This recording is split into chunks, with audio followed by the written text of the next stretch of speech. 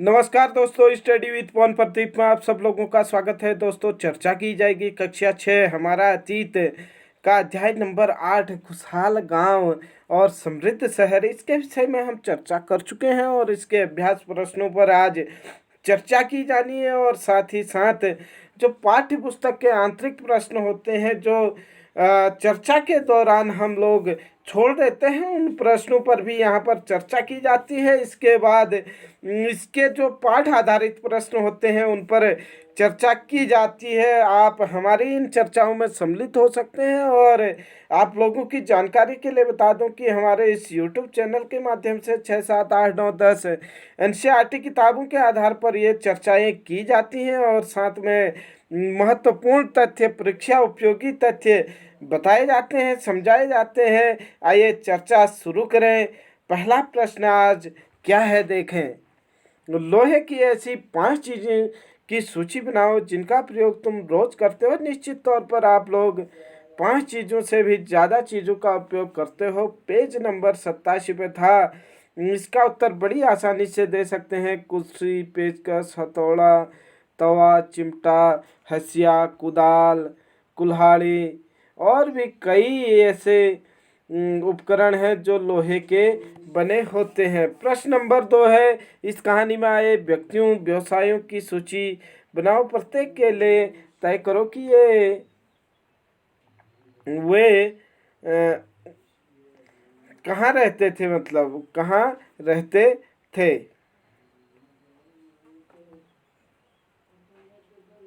इस कहानी सॉरी ये प्रश्न है, इस कहानी में आए व्यक्तियों के व्यवसाय की सूची बनाओ। प्रत्येक के लिए यह तय करो कि वे शहरों में रहते थे या गांव में रहते थे, या शहर या गांव दोनों में रहते थे। ये पूछा गया था NCERT पेज 90 में। आप लोग यहाँ पर देख सकते हैं, ये दिए गए हैं। होटल व्यवसायी सिर्फ शहर में रहते हैं। माली गांव और शहर दोनों जगह मिल सकते हैं। कुम्हार सिर्फ गांव में मिलते हैं। घास काटने वाले गांव और शहरों में मिल सकते हैं। और व्यापारी सिर्फ शहर में मिलते हैं। और घोड़े का व्यापारी शहर और गांव दोनों में मिलते हैं। आइए प्रश्न नंबर 3, घोड़े का व्यापारी शहर में क्यों आया होगा। प्रश्न पेज नंबर 90 में पूछा गया है। आप देख सकते हैं, घोड़े का व्यापारी शहर में घोड़े बेचने के लिए आया होगा। आपने देखा था किस प्रकार से एक गरीब लड़का क्या हो गया था, धनी हो गया था। ये आप लोग जानते हैं। आइए अगला प्रश्न, क्या महिलाएं कहानी में बताए गए व्यवसायों को अपना सकती हैं। उत्तर के कारण बताइए। पेज नंबर 90 में महिलाएं कहानी में बताए गए व्यवसायों को अपना सकती हैं क्योंकि वे घरेलू कार्यों में व्यस्त रहती थी तथा घर से कम निकलती थी। महिलाएं कहानी में बताए गए व्यवसायों को नहीं अपना सकती थी क्योंकि वे घरेलू कामों में ही व्यस्त हैं और घर से बाहर निकलना नहीं होता था, तो कहाँ से वो इन को अपनाए। प्रश्न नंबर 5 है, सांची की मूर्तिकला। यह मध्य प्रदेश स्थित सांची स्तूप की मूर्तिकला का नमूना है। इसमें शहर के जीवन का दृश्य है। तुम अध्याय 12 में सांची के बारे में पढ़ोगे। इन दीवारों को देखो, क्या वे ईंट से बनी है या फिर लकड़ी या पत्थर से। ये प्रश्न पूछा गया था 91 पेज पर। ये दीवारें तरासे हुए पत्थर से बनी है। सांची का स्तूप जो है तरासे हुए पत्थर से बने हैं। क्या इसकी रेलिंग, प्रश्न नंबर 6 आज का है, क्या इसकी रेलिंग लकड़ी की बनी हुई है। इन इमारतों की छतों का वर्णन करो। प्रश्न पेज नंबर 91 से पूछा गया है। हाँ, इनकी रेलिंग लकड़ी की बनी हुई है। सांची की स्तूप की बात चल रही है। इन इमारतों की छतों को बनाने के लिए पक्की ईंटों का प्रयोग किया गया है। अगला प्रश्न है प्रश्न नंबर 7, बेरी गाजा से आयात और निर्यात होने वाली चीज़ों की सूची बनाओ। पेज नंबर 92 में ये पूछा गया था प्रश्न।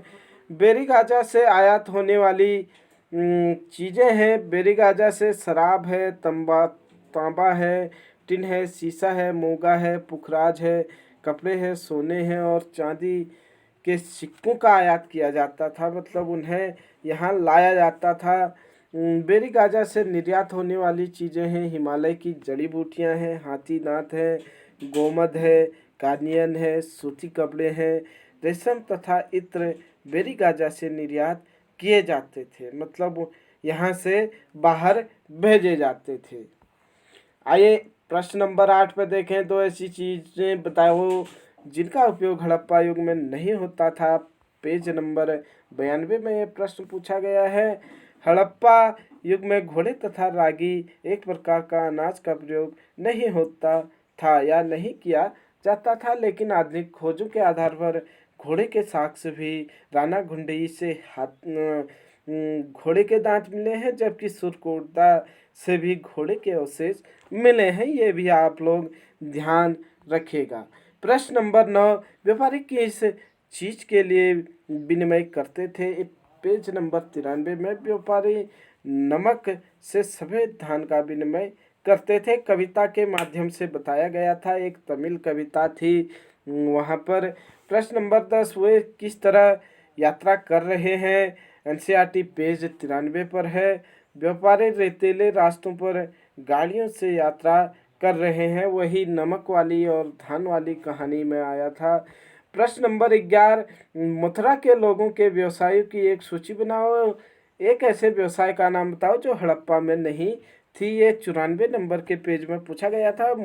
मथुरा के लोग मूर्तिकार, बुनकर, लोहार, टोकरी बनाने वाले, माला बनाने वाले, इत्र बनाने वाले जैसे व्यवसाय में संलग्न थे।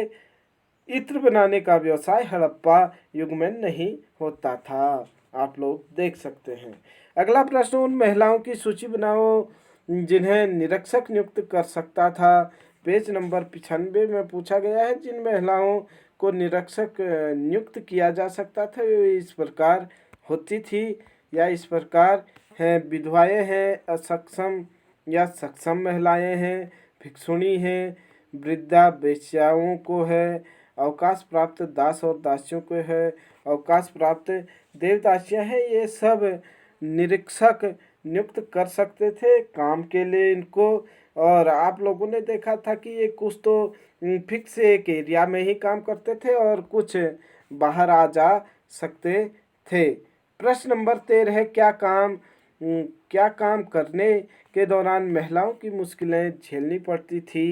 पेज नंबर 95 में पूछा गया है, काम करने के दौरान महिलाओं को बहुत मुश्किलें झेलनी पड़ती थी। अगर औरत ने अपना काम समय से पूरा नहीं किया तो उसे जुर्माना देना पड़ता था। जुर्माने के रूप में यहाँ तक कि अंगूठा भी काट लिया जा सकता था। निश्चित तौर पर बहुत बड़ी समस्या थी ये। आज के दौर के हिसाब से देखें, अगर किसी का अंगूठा ही काट दिया जाए तो वह काम आगे को कैसे करेगा। किसी को एक गलती के लिए, काम न करने के लिए एक अंगूठा काटना बहुत भयानक स्थिति है। रोम के साथ संबंध दर्शाने वाले साक्ष्य की सूची बनाओ। पेज नंबर 96, रोम के साथ संबंध बनाने वाले साक्ष्य हैं। भूमध्य सागरीय क्षेत्र में एम्फोरा जैसे पात्र मिले हैं, रेंटाइन जैसे मुहर लगे लाल चमकदार बर्तन भी मिले हैं, रोमन लैप शीशे के बर्तन तथा रत्न मिले हैं। आइए अन्यत्र देखना है आप लोगों को। पेज नंबर 96 में कहा गया है, मानचित्र 6 पेज 84 में रोम को ढूंढो। यह यूरोप का सबसे पुराने शहरों में से एक है। इसका विकास लगभग तभी हुआ जब गंगा मैदान में शहर बस रहे थे। रोम बहुत बड़े साम्राज्य की राजधानी था। यह यूरोप, उत्तरी अफ्रीका तथा पश्चिमी एशिया तक फैला साम्राज्य था। इसके इसके सबसे महत्वपूर्ण शासकों में से एक आगस्टस ने करीब 2000 साल पहले शासन किया था। उसने कहा था कि रोम ईंटों का शहर है जिसे मैंने संगमरमर का बनाया। प्रश्न पूछा जा सकता है कि रोम ईंटों का शहर था और उसे मैंने संगमरमर का बनाया, यह किसने कहा। यह रोमन शासक आगस्टस ने कहा। आइए आगे चर्चा करें कि आगस्टस उसके बाद क्या हुआ? अगस्टस और उसके बाद के शासकों ने कई मंदिर और महल बनवाए। अगस्टस ने बड़े बड़े रंग मंडल, एम्फी थिएटर बनवाए, जिसके चारों तरफ दर्शकों के बैठने की सीढ़ी नुमा जगहें होती थी। यहाँ लोग विभिन्न प्रकार के कार्यक्रम देख सकते थे। उन्होंने स्नानागार भी बनवाए, जहाँ स्त्री पुरुष दोनों के लिए अलग अलग समय निर्धारित थे। यहाँ लोग एक दूसरे से मिलते थे और आराम करते थे। बड़े बड़े जलवाही क्षेत्र एक्वाइड एक्वाइड के जरिए शहर के स्नानागारों, फव्वारों तथा गुलखानों के लिए पानी लाया जाता था। आइए आगे चर्चा करें किस प्रकार से ये रोमन शहर में बना हुआ एक ये खुले रंगमंडल, एम्फी थिएटर और जलवाही सेतु इतने दिनों तक कैसे बचे? प्रश्न नंबर अगला है, रंगमंडल, एम्फी थिएटर और जलवाही सेतु बनाने के लिए उत्तम इंजीनियरिंग तथा वस्तुओं का प्रयोग किया गया है। हर मौसमी परिवर्तन को सहन करने के लिए पूर्ण रूप से सक्षम थी, जिस कारण इसका अस्तित्व आज तक कायम है। आइए अगला प्रश्न देखें। प्रश्न नंबर तो दिया नहीं है। अगला प्रश्न है, एनसीईआरटी किताब से पूछा गया है। तुम बेरी गाजा में रहते हो और पत्तन देखने निकले हो, तुम्हें क्या क्या देखने को मिला? बेरी गाजा सकरी खाड़ी समुद्र के आने वाली नाव को चलाना नाविकों के लिए काफ़ी मुश्किल होता था।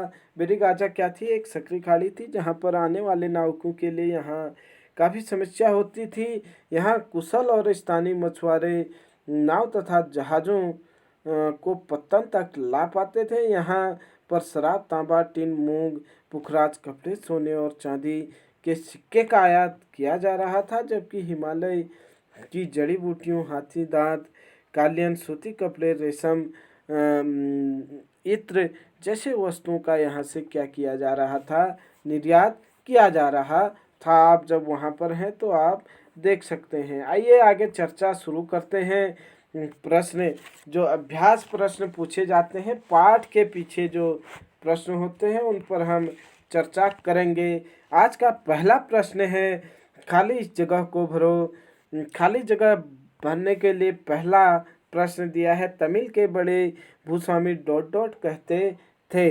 तमिल के बड़े भूस्वामियों को क्या कहा जाता था? तमिल के बड़े भूस्वामियों को बेलाल या बेलाला कहा जाता था। बेलाल या बेलाला भी आप कह सकते हैं।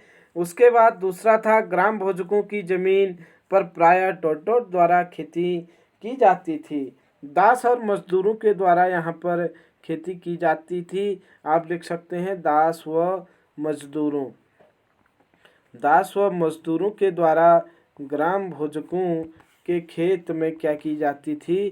कृषि की जाती थी। आगे आप देख सकते हैं, प्रश्न नंबर 2 है, तमिल में हलवाहों को डॉट डॉट कहते थे। तमिल में हलवाहों को क्या कहा जाता था? तमिल में हलवाहों को उणवार कहा जाता था। उणवार कहा जाता था। उसके बाद अगला प्रश्न था, अधिकांश गृहपति डॉट डॉट भूस्वामी होते थे, स्वतंत्र व छोटे। अधिकांश गृहपति स्वतंत्र व छोटे भूस्वामी होते थे। स्वतंत्र व छोटे भूस्वामी क्या होते थे? अधिकांश गृहपति होते थे। आशा करता हूँ आप लोग इसे बड़ी आसानी से भर लेंगे। कक्षा 6 वाले ये यहाँ पर उत्तर दिए गए हैं। आइए आगे चर्चा शुरू करते हैं। प्रश्न नंबर 2, ग्राम भोजकों के काम बताओ। ग्राम भोजक मतलब आज के ग्राम प्रधान की तरह का पद था। ग्राम भोजक के पद पर आमतौर पर गांव का सबसे बड़ा भूस्वामी होता था। साधारणतया इसकी जमीन पर दास और मजदूर काम करते थे। इसके अतिरिक्त प्रभावशाली होने के कारण प्रायः राजा के कर भी वसूलने का काम राजा ने इन्हीं को सौंपा था। ये राजा के कर सौंपते थे और ये न्यायाधीश और कभी कभी पुलिस का काम भी किया करते थे ग्राम भोजक। आइए अगला प्रश्न देखें। प्रश्न नंबर 3 है, गांव तथा शहरों दोनों में रहने वाले शिल्पकारों की सूची बनाओ। बुड़े बढ़ई, बुनकर, कुम्हार, सुनार, मूर्तिकार और शिल्पकार गांव और शहर दोनों जगह पर रहते थे। बढ़ई है, बुनकर है, कुम्हार है, सुनार है, मूर्तिकार है, शिल्पकार है, ये दोनों जगह पर रहते थे। गांव में भी रहते थे और शहरों में भी रहते थे। सही प्रश्न के लिए एक सही आंसर छांटना है। आप लोग 4 ऑप्शन दिए गए हैं। प्रश्न नंबर क है, ब्लैकूप का उपयोग नहाने के लिए किया जाता था, कपड़े धोने के लिए, सिंचाई के लिए या जल निकास के लिए किया जाता था। सही आंसर जो है इसका जल निकास। यहाँ पर आप सही का उत्तर लगाएंगे कि वलय कूप का प्रयोग जल निकास के लिए किया जाता था। उसके बाद आहत सिक्के चांदी के, सोने के, टिन के या हाथी दांत किसके बने होते थे? जो आहत सिक्के थे ठोक पीट करके बनाए जाते थे वो चांदी तथा तांबे के बने थे। यहाँ तांबा है नहीं, चांदी सही ऑप्शन होगा। आप मान सकते हैं कि आहत सिक्के चांदी के बने थे। अगला प्रश्न, मथुरा महत्वपूर्ण है, गांव, पत्तन, धार्मिक केंद्र या जंगल क्षेत्र? मथुरा का महत्व धार्मिक केंद्र है। यह धर्म का एक क्षेत्र है, इसीलिए यहाँ पर मथुरा महत्वपूर्ण है, एक धार्मिक केंद्र। उसके बाद श्रेणी शासकों, शिल्पकारों, कृषकों या पशुपालकों का संघ होता था। श्रेणी के लिए 4 ऑप्शन है, शासकों, शिल्पकारों, कृषकों या पशुपालकों का संघ होता था। श्रेणी जो है शिल्पकारों का एक संघ होता था। आगे चर्चा करें, इसके उत्तर थे आप देख सकते हैं। आगे हम चर्चा करें अगले प्रश्न पर। आओ चर्चा करें प्रश्न 27 पर दिखाए गए लोहे के औजार कौन खेती के लिए महत्वपूर्ण होंगे? अन्य औजार किस काम में आते होंगे? ये देखिए संदेशी है, ये स्वदेशी, इससे किसी चीज़ को बिना छुए हुए पकड़ने का काम आता है। ये एक प्रकार से चिमटा का भाई हम इसे कह सकते हैं। किसी गर्म वस्तु को अगर हमें जोर से उस पर पकड़ बनानी है तो संदेशी का उपयोग कर सकते हैं। यहाँ पर कुल्हाड़ी दिखाई दी है, आप इसे कुदाल ना समझें, और ये हसिया है जिसे आप दराती कह सकते हैं। और ये खेती के लिए महत्वपूर्ण औजार कुल्हाड़ी, हसिया थे। किसी वस्तु को बिना छुए पकड़ने के लिए सडेसी का प्रयोग किया जाता था या किया होगा। प्रश्न नंबर 6, अपने शहर के जल निकास व्यवस्था की तुलना तुम उन शहरों की व्यवस्था से करो जिनके बारे में तुमने पढ़ा है। इन्हें तुम्हें क्या क्या समानताएं या क्या क्या अंतर दिखाई दिए? हमारे शहर में जल निकास व्यवस्था को योजनाबद्ध तरीके से बनाया गया। इसी तरह की जल निकास व्यवस्था को हमारे पढ़े गए शहरों में अपनाया गया था। हमारे शहर में जल निकास व्यवस्था को योजनाबद्ध तरीके से बनाया गया है। इसी तरह के जल निकास की व्यवस्था मतलब जो हमने पढ़े उन शहरों में भी था। ये दोनों व्यवस्थाएं अनेक प्रकार से समान थी, लेकिन इन दोनों व्यवस्थाओं में केवल एक ही अंतर था कि हमारी व्यवस्था आधुनिक है जबकि वह व्यवस्था प्राचीन है। प्राचीन जल निकास व्यवस्था में कीचड़, ईंट और फैंस का प्रयोग किया जाता था जो लंबे समय तक काम नहीं कर सकती थी, लेकिन आज की व्यवस्था मजबूत चीज़ों से तैयार की जाती है तथा लंबे समय तक उपयोग में लाई जा सकती है। आइए आगे चर्चा शुरू करें, आओ करके देखें।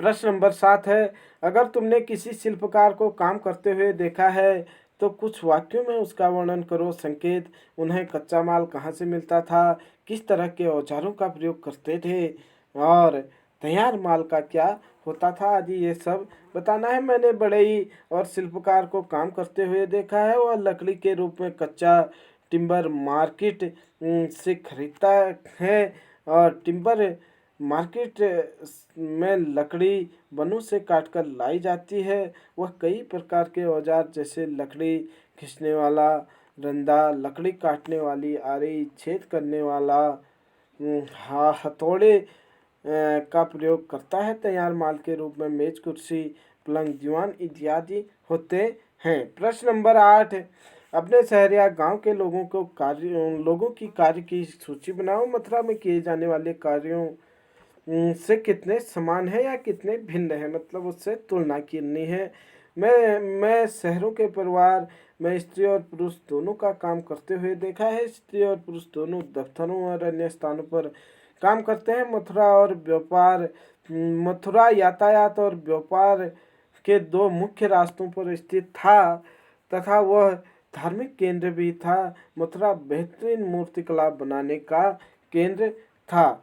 तो दोस्तों ये थी आज की चर्चा। आशा करता हूँ कि आप लोग इसे समझ पाए होंगे। निश्चित तौर पर आप जब प्रश्न कर रहे होंगे तो आपने अगर पाठ की चर्चा देखी है तो आप बड़ी आसानी से इन प्रश्नों को कर रहे होंगे। आप हमारे YouTube चैनल पर इसी तरीके से बने रहे, अपने अधिक से अधिक मित्रों के साथ शेयर कीजिए। मिलते हैं जल्द ही, तब तक के लिए जय हिंद, जय भारत।